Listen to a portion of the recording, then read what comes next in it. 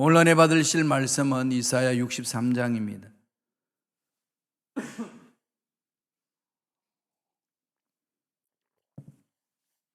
이사야 63장 7절에서 14절까지 말씀을 다 같이 봉독하겠습니다. 내가 야훼께서 우리에게 베푸신 모든 자비와 그의 찬송을 말하며 그의 사랑을 따라 그의 많은 자비를 따라 이스라엘 집에 베푸신 큰 은총을 말하리라.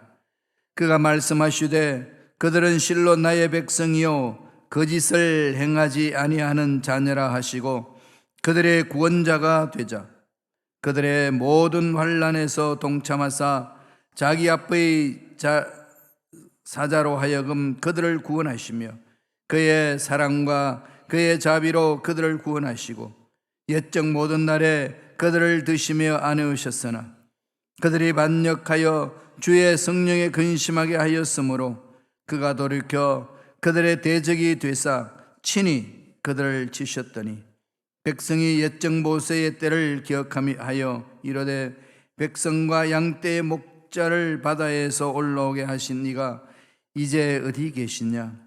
그들 가운데에 성령을 두신 이가 이제 어디 계시냐?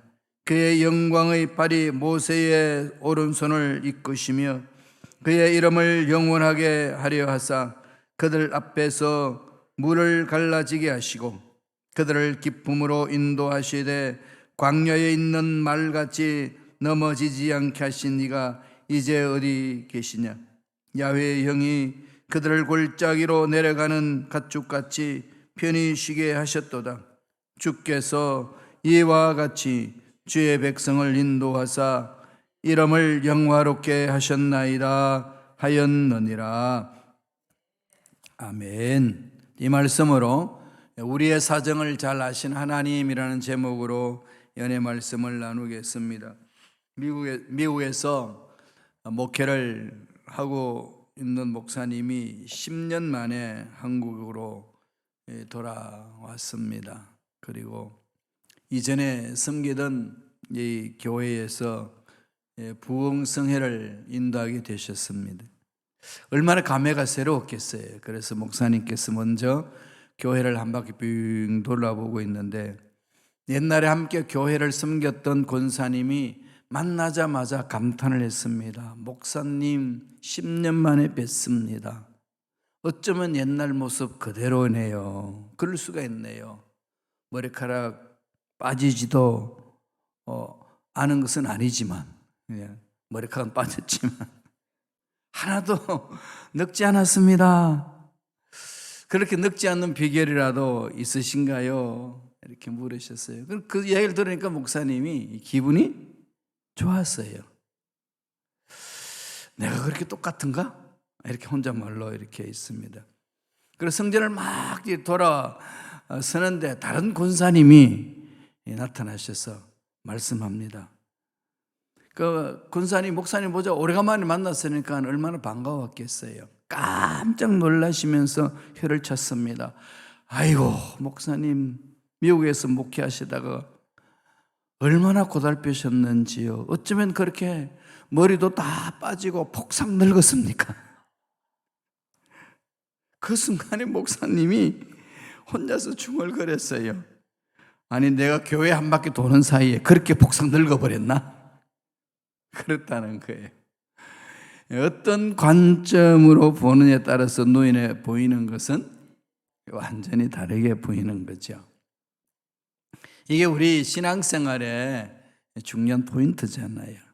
이 문제도 어떻게 바라보느냐, 저 문제도 어떻게 바라보느냐, 나와 신앙생활 하면서 서로 마음에 껄끄러움이 있었던 사람을 내가 어떻게 바라보느냐 따라서 다 다릅니다. 관점이 정말로 중요하거든요. 이스라엘의 목축업을 할 때에 양들을 이렇게 기르는 목동들은 그 양들을 다 일으키기가 힘들잖아요. 양은 약하기 때문에 갈 길도 모르고 통제력이 없어요. 음식을 먹고 나면 그냥 씩씩거리면서 잠을 자요. 누워서. 그럼 땅에서 잠을 자면은 땅이 차니까 무슨 병이 걸리냐면은 이 고창병이라고 그래서 이 창자가 썩는 병이 걸려요. 오래 두면 안 되는 거지. 그래서 목동들은 양을 다 이렇게 세웁니다. 그런데 그 수많은 양들을 어떻게 다 이렇게 세우겠어요? 매일 못 하잖아요. 그러니까 이렇게 세우는 방법이 따로 있습니다. 뭘까요? 염소를 집어넣어요. 염소를 집어넣으면 염소는 뭐죠? 양이 누워 자는 꼴을 못 봐요. 그냥 쥐어 박아버립니다. 발로 뒷길로 차고. 그런 잠자던 양이 깜짝 놀래가지고 다리 짧아서 못 일어나는데 염소가 쥐어 박으니까 그 힘으로 인해가지고 지릿대처럼 펄떡 일어나요. 그래서 이렇게 다른 곳으로 가고 한다고 그럽니다. 살리는 길이죠. 결국은 염소는 뭐 하는 일이죠? 양을 살리는 겁니다. 쥐어 박고 뒷발길로 차는 게, 양은 막 이 염소 새끼 왜 이러냐고 난리치겠지만은 궁극적으로는 염소가 양을 살려주는 거죠. 우리가 신앙생활 하다 보면은 꼭 염소 같은 사람들이 있어요. 곁눈질 할 필요 없죠. 다른 사람도 날 보고 그런 눈총으로 보니까 저 염소 아닌가. 그런데요, 염소가 있어야 양이 삽니다. 근데 그런 눈으로 보면은 신앙생활이 뭐죠? 재미있어요. 아, 이 사람 때문에 내가 사는구나. 그렇지 않나요? 이런 문제, 저런 문제 있으면 그 사람 때문에 얼마나 눈물을 흘리며 부르짖습니까? 결론은 뭔가요? 그렇게 하나님께 부르짖게 되고 하나님 만나게 되고 하나님께 영광 돌리게 되는 거지요. 오늘 이사야가 외치는 말씀이 하나님께서 그런 차원이 아니지만은 우리를 보살펴 주신다, 이걸 말씀하고 있어요. 힘든 중에도 끌어안아 주시고 죽어가는 영혼도 살려내 주시고 앞날에 깜깜한데 하나님은 우리를 세워주신다. 그래서 우리들이 해야 될 일은 하나님께 감사하고 영광을 돌리는 삶을 살아야 된다, 그렇게 말씀하고 있어요. 어떤 눈으로 보시겠어요? 고난이 있다고, 문제가 있다고, 힘든 일이 있다고, 하나님이 나와 상관이 없나 보다, 이런 생각이 아니라, 아, 염소가 양을 지어 박을 때는, 목동이 염소를 집어넣을 때는 양을 살리기 위한 것처럼 고난과 어려운 문제를 통해서 우리들로 하여금 하나님께 나오게 하시고 부르짖게 하시고 살아나게 하신다는 거죠. 그래서 오늘 본문 말씀에는 하나님의 자비와 하나님의 위대하심을 찬양하고 하나님의 사랑을 체험하고 하나님의 은총을 널리 전해야 되지 않느냐, 이런 말씀들이 이 본문 말씀에 나타납니다. 그래서 저와 여러분들은 죽을 수밖에 없는 존재, 아니 이미 아담과 하와가 하나님과 단절되어서 그 아담과 하와의 후예들은 다 하나님과 단절된 존재로 태어나잖아요. 죽는 영혼이에요. 죽어야 되는 거예요. 영원히 살 수 없습니다. 그런데 예수님을 보내주셔서 예수님을 믿음으로 우리가 살아났어요. 그러면 예수님을 믿음으로 살아났다는 사실 한 가지만으로도 우리는 어떻게 하죠? 감격스러운 거죠. 기쁨이 있고 감동이 있는 거 아니겠어요?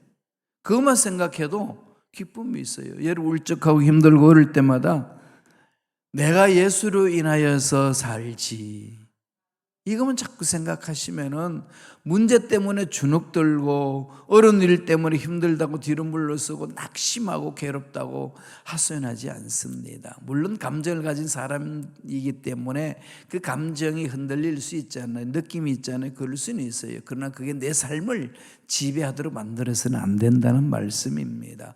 하나님은 우리를 어떻게 바라보신다고요? 이사야 63장 8절 보실까요? 다 같이 우리 한 목소리로 한번 읽겠습니다. 7절부터 읽어볼까요? 63장 7절. 내가 야훼께서 우리에게 베푸신 모든 자비와 그의 찬송을 말하며 그의 사랑을 따라 그의 많은 자비를 따라 이스라엘 집에 베푸신 큰 은총을 말하리라. 구원의 감격에 못 이겨서 외쳐야 된다는 거죠. 그러니까 싱글벙글하는 거예요. 세상 사람들 봤을 때는 저 사람이 싱글벙글 해야 될 이유가 하나도 없는데 싱글벙글해요. 도대체 뭐가 있길래 저러나 궁금하지 않겠어요? 물어보는 겁니다.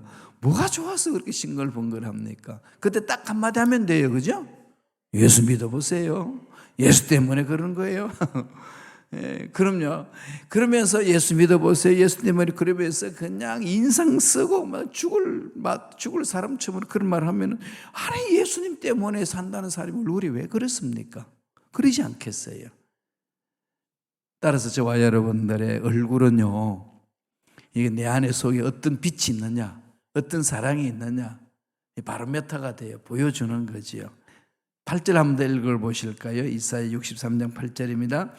그가 말씀하시되 그들은 실로 나의 백성이여 거짓을 행하지 않는 자녀라 하시고 그들의 구원자가 되사 살려주심을 받은 자들은 거짓과 단절하고 거짓말하지 않고 솔직하게 말하고 가는 거예요. 사람이 거짓말할 수밖에 없는 상황이 주어질 때 있어요. 그죠? 뭐 약해서 그러잖아요. 그럼 다시 돌이키면 되거든요. 돌이키면 돼요. 남에게 피해를 주지 않는 거짓말도 거짓말했다는 것 때문에 하얀 거짓말 그러면서 그러잖아요. 근데 마음에 거리낌이 있으면은 뭐 고백하면 되죠. 사실은 이렇습니다, 저렇습니다. 그게 정말 아름답잖아요. 우리 권사님 중에 그런 말씀을 하시는 분들이 있어요. 그때 제가 말씀 드렸어야 되는데 못했어요. 목사님, 그 마음이 얼마나 아름다운지 몰라요. 물론 사람들한테 피해를 준 적은 없어요. 뭔가 이렇게 양심에 거리낌이 있으셔서 그걸 그대로 이렇게 토로하셔요. 그러면 그 이야기를 들은 저는 어떻게 하겠어요? 부르짖는 거죠. 하나님, 그럴 수밖에 없는 그 마음을 어루만져 주시고, 이렇게 또 솔직하게 속에 있는 마음을 들고 하나님 앞에 오며 하나님의 사랑을 서로 나누는 그 아름다운 마음 더 붙들어 주셔서 더 아름다운 삶을 살아갈 수 있도록 역사하여 주옵소서. 그게 그런 말 한마디로 인하여서 이 축복의 기도가 마구마구 나가는 거 아니겠어요? 더. 그래서 우리들은 하나님 은혜 감격하며 전하는 겁니다. 우리의 상황을 아시는 하나님, 우리의 어려움을 아시는 하나님, 우리의 잘못을 아시는 하나님, 그 하나님 앞에 나와서 통회자복하고 하나님께 사랑을 입은 것을 감격하면서 살면서 주님을 바라보면은, 주님을 바라보는 우리 마음 보시고 하나님 뭐라고 그러시겠어요? 오늘 어떻게 성경 말한다고 하십니까? 첫째로 환난에 동참해 주세요. 내버리지 않습니다. 힘들고 어려운 상황에 있는 거, 야, 너 혼자 잘 커봐라, 이겨봐라, 그러지 않아요. 환난에서 이겨낼 수 있도록 함께 하시는 거예요. 아파하는 자와 함께 아파하고 우는 자들과 함께 울고 그런 거 아니겠어요? 정말 우리가 위로될 때는 함께 함으로 위로받는 거 아니겠습니까? 그래서 세상에서 이런 말을 하기도 하지요. 비 맞고 있는 사람에게 우산을 세워주는 것보다 같이 비 맞아주는 것이다.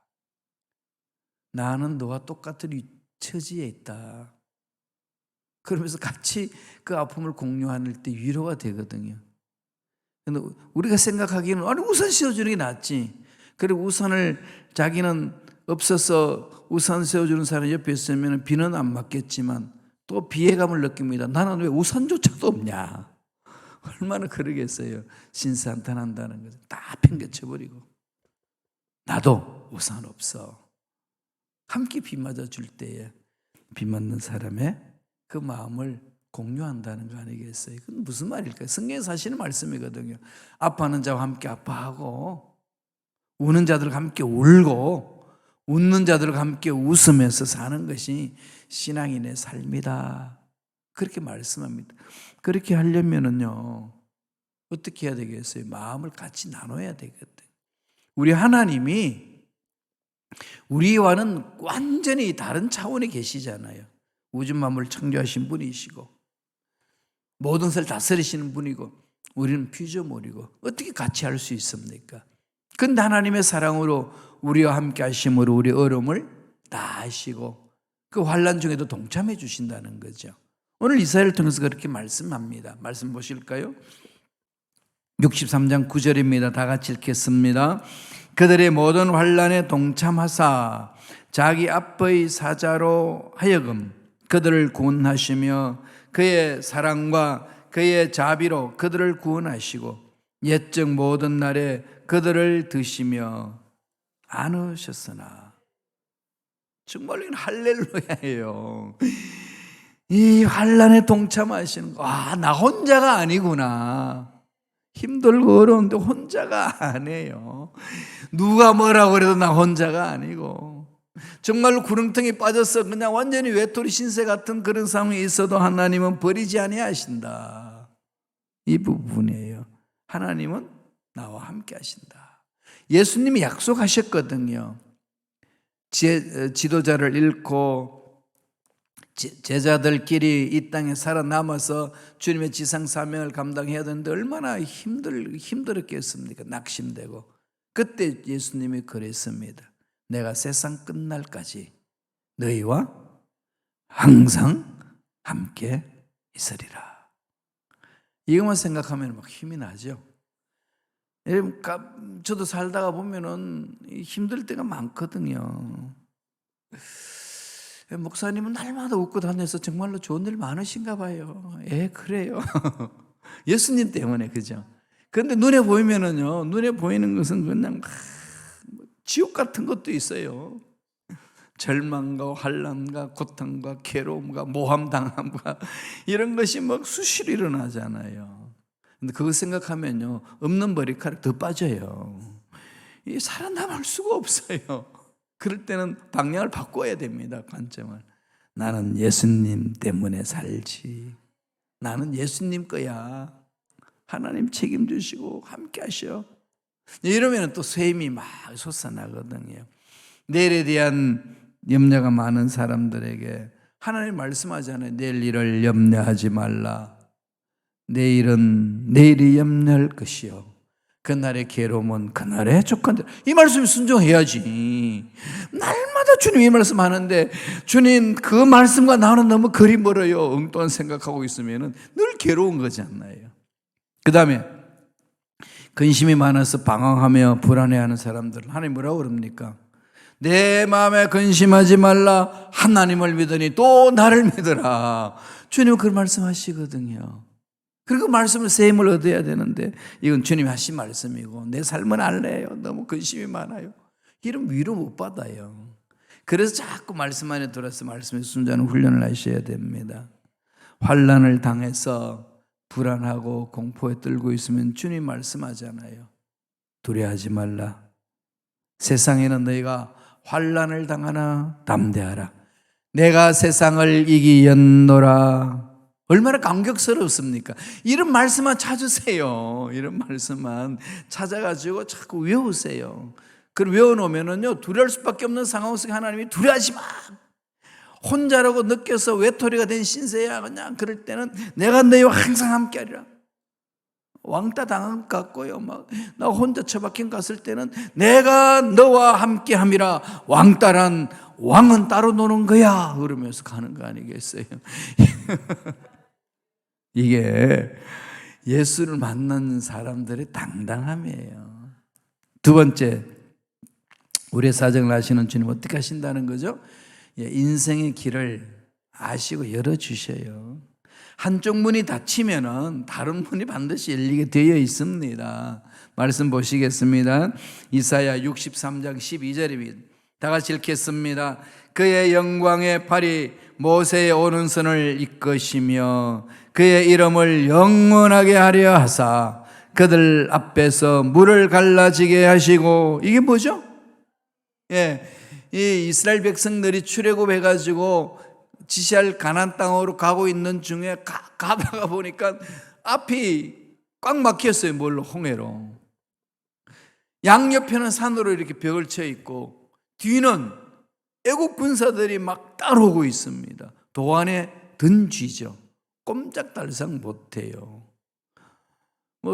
도안에 든 쥐는 뒤로 돌아서서 잡으려는 사람을 문다고 그러지만은 그 뒤로 돌아서서 애굽에서 훈련받은 정예부대 군사들을 어떻게 싸우겠어요? 다 잡혀가지. 이럴 때 하나님은 어떻게 하시죠? 모세와 출애굽한 이스라엘 백성들이 한 번도 경험해보지 못한 길을 맛보잖아요. 길이 있어요. 막혔는데 무슨 길? 홍해 속에 길을 숨겨놨습니다. 홍해를 쫙 갈라니까 길이 쫙 뚫렸어요. 이걸 체험하는 게 하나님의 능력을 믿는 자의 삶 아니겠습니까? 이 모세의 때를 기억하라는 거예요. 이사야를 통해서 하나님 말씀합니다. 왜 길이 막혔다고 답답해하느냐? 왜 어렵다고 주저앉느냐? 전능하신 하나님은 어디 계시냐? 죽은 자도 살리시고 없는 것도 있게 하시는 하나님의 능력이 어디 계시냐? 지금 여기서 맛봐야 되지 않느냐? 오늘 이사야를 통해서 그렇게 강조하고 있습니다. 바다에서 건져내신 하나님, 이 육지의 땅에서 살고 있는 저와 여러분의 어려운 위치에서 건져내 주실 줄로 믿습니다. 따라서 날마다 말씀 위에 서시고 날마다 성령의 인도함을 받아서 힘있게 살아가시기를 축원합니다. 좀 기적을 기대합시다. 어차피 삶이 기적 아니에요? 이 시카고 시내 가가지고요, 카페에 앉아서, 노선 카페에 앉아서 커피 한잔 마시면서 지나가는 사람 보면 참 재미있어요. 신비롭잖아요. 두 다리로 걸어 다니는데 어떻게 저 두 다리로 잘 걸어 다닐까? 막 조선 무같이 뭐 뚱뚱한 다리도 있지만은 아주 그냥 가냘픈 갈대 같은 다리도 있어요. 그런데 걷는 것, 그러면 또박또박 잘 걸어가죠. 넘어지지 않고. 그거 가만히 묵상해 보세요. 저거 누가 지시하나? 걸어 다니는 사람이 자기 스스로 지시하나요? 발을 한 발 옮겨라, 다른 발 또 옮겨라, 그러면서 걸었나요? 그냥 막 걷잖아요. 참 신비로워요. 하나님 만드신 그 은혜, 그건 다 기적이죠, 그죠?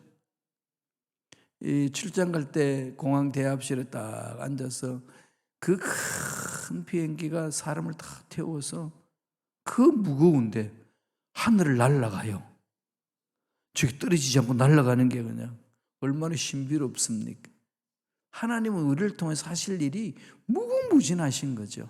그런데 자꾸 우리는 하나님의 능력을 제한하잖아요. 난 안 돼. 그렇지. 난 안 되지만 하나님은 될 수 있는데 내가 안 된다고 하나님의 능력마저 제한하는 겁니다. 그럴 때마다 저는 그 이야기를 생각해요. 어떤 사람이 낚시를 하는데 낚시할 때마다 고기를 잡아요. 그래가지고 잡자마자 자로 쫙 잽니다. 딱 보니까 15cm 될 만한 요만한 고기는 자기 그물에다 집어넣고 30cm 되는 건 다 물에 내줘요. 1시간 동안 옆에 낚시하는 사람 지켜봤어요. 너무 신비하잖아요. 큰 물고기를 잡아가지고 15cm만 잡아갈까. 그래서 1시간 구경하다가 너무 의문이 생겨서 물어봤어요. 아저씨, 제가 1시간을 지켜봤는데 큰 물고기는 물로 보내주고 왜 요거 15cm 요거 이제 제가 보는 그거만 딱 잡아가지고 아저씨 그물에 집어넣습니까? 이유가 뭐죠? 그랬더니 이유 다른 거 없어요. 우리 집 후라이팬이 15cm예요. 예수님을 그렇게 믿는 사람이 많다니까요. 내 생각 속에 하나님은 15cm밖에 안 돼. 그럼 그만 생각하는 거지. 그러니까 이 30cm는 담을 생각을 못 하는 거지. 하나님의 능력은 무궁무진합니다. 마음을 활짝 열고 달려가요. 문제 있으면 기적을 체험할 때다. 막힐 길이 있으면 하나님은 길을 열어주실 때다. 외치는 거잖아요. 하나님 그렇게 해주시고 약속하셨으니까 그걸 믿고 가는 거 아니겠습니까? 마지막으로 우리 사정을 하신 하나님 뭐죠? 안식을 주세요. 안식은 뭘까요? 참 평안을 얻는 순간이잖아요. 쉼을 갖는다는 것은 하나님과 깊은 교제를 갖는 것을 말하거든요. 그러니까 우주 만물을 창조하신 하나님과 교제를 하면은 마음에 막 위로함이 있고 치유함이 있고 용기가 막 솟아나고 그러거든요. 그 하나님과 함께 동행할 수 있다 한다고 약속하셨는데 그분 앞에서 안식을 못하는 것은 신앙생활을 잘못하고 있는 거죠. 제가 이 목회하면서 힘들고 어려운 상황에 처해지면 한숨 나오거든요. 그냥 땅에 꺼지도록 한숨이 나올 때 있어요. 책상에 덜썩 한숨에서 후 그러면 속에서 푹 올라와요. 야, 땅 꺼지겠다. 하늘 무너지고 하나님이 창조하신 땅을 네가 왜 무너지게 하냐? 하나님 어디 계시냐? 하나님은 그 문제보다도 작냐? 너를 모함하는 사람보다도 하나님 약하시냐? 하나님은 문제보다도 크시고 너를 미혹하여 넘어지게 하는 악한 영들보다도 강하시느니라. 그 하나님을 만나야 될 때니라. 이게 가슴에 막 와요. 그러면 어떻게 되죠? 한숨은 사라지고 기죽은 것은 사라지고 막 용기가 일어나는 거죠. 소망이 있습니다. 그러면 얼굴은 어떻게 되죠? 생글방글 하는 거 아니겠어요? 예수 믿는 사람의 특징입니다. 그러면서 하나님이 지친 우리 영혼을 품어주셔요. 기억하세요. 하나님 안에서만 참 안식을 얻을 수 있고 자유를 얻을 수 있습니다. 이사야 63장 14절에 이렇게 말씀합니다. 다 같이 읽겠습니다. 야훼의 영이 그들을 골짜기로 내려가는 가축같이 편히 쉬게 하셨도다. 주께서 이와 같이 주의 백성을 인도하사 이름을 영화롭게 하셨나이다 하였느니라. 야훼의 영이, 성령이 골짜기에서 헤매는 우리들을 붙들어 주시고 일으켜 세우시고 갈 길을 보여주신다는 겁니다. 이 말씀은요, 이 아까 읽었던 12절, 13절 말씀을 읽으면 더 확실히 와닿습니다. 읽어볼까요? 이사야 63장 12절, 13절입니다. 그의 영광의 발이 모세의 오른손을 이끄시며 그의 이름을 영원하게 하려 하사 그들 앞에서 물을 갈라지게 하시고 그들을 깊음으로 인도하시되 광야에 있는 말같이 넘어지지 않게 하신 이가 이제 어디 계시냐? 왜 땅이 꺼지도록 한숨을 푹 쉬냐? 전능한 데 사신 하나님이 죽으셨냐? 일어나라 그런 거 아니겠어요? 마틴 루터가 종교개혁할 때에 너무 힘든 거죠. 바티칸과 싸우는 것이 그게 얼마나 힘들겠어요. 1500년 동안 흘러가는 줄기를 끊어버리고 새로운 줄기를 만드는데 어렵습니다. 그게 우리는 그냥 이 역사 속에서 종교개혁이 성공했으니까 이렇다 이야기하지만 그 당시에 있는 마틴 루터 심정은 어떻겠어요? 똑같아요. 한숨 짓고 괴로워하고 인상이 굳고 하나님 더 이상 못하겠습니다. 절망에 빠질 수밖에 없잖아요. 그런 상황을 또 보고 있는 마틴 루터의 부인 보라가 쭉 보니까 가관입니다. 그래서 그 여인이 아름답죠. 상복을 입고 까만 상복을 입고 와서 통곡을 합니다. 그랬더니 마틴 루터 깜짝 놀라가지고 아니 왜 상복을 입고 그 상복을 입고 나서 통곡을 하냐? 누가 죽었냐? 큰일 났어요. 죽었어요. 누가? 마틴 루터 하나님이 죽었어요. 마틴 루터 하나님이 죽었어요. 이 말에 그냥 막 충격을 받는 거 아니겠어요? 막 쇼킹을 합니다. 그렇지. 하나님이 살아 계시는데 내가 왜 문제 앞에서 떨고 있는가? 내가 이 환경 때문에 왜 떨어야 되는가? 일어서는 거죠. 바로 믿음의 사람이 옆에서 격려하면 힘을 얻고 살아계신 하나님이 함께 하실 때는 상상할 수 있는 힘과 능력을 얻는 거 아니겠어요? 이렇게 세우는 거죠. 말씀에는 그런 힘이 있고 성령에는 그런 은혜가 있습니다.